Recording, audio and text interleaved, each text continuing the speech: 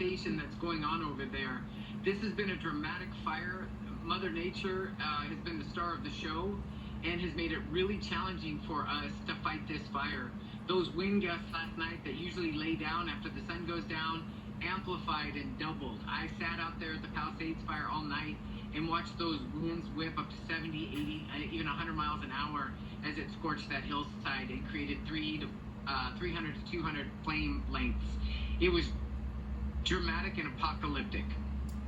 You know, tell me about the resources, the people, the water, because we always hear about preparation and whether or not there is enough water that has been protected for these kinds of firefights.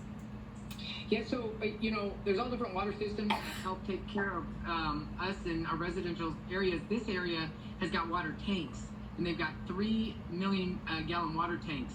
And so these are not made for 15-hour firefights that use, everybody's using the water. They're just not designed for that. They're designed for residential use, not wildland firefighting.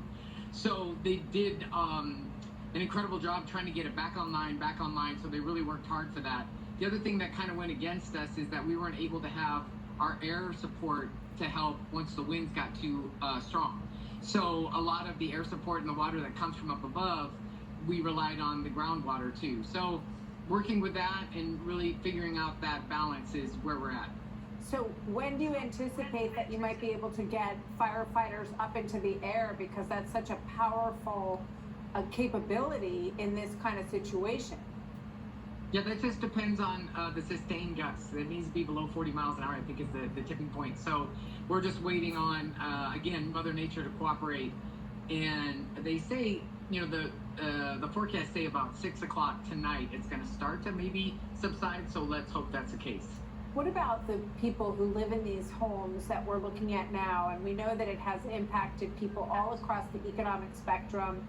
Tell us about the shelter situation. Where can they get help? Fire.lacounty.gov and California Fire websites have got a lot of those resources out there. Everybody's pitching in. I just got back from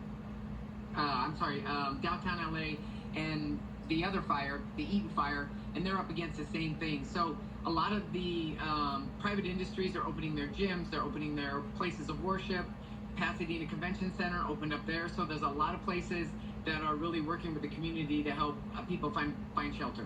So when you look at the map right now and you've been moving from fire to fire,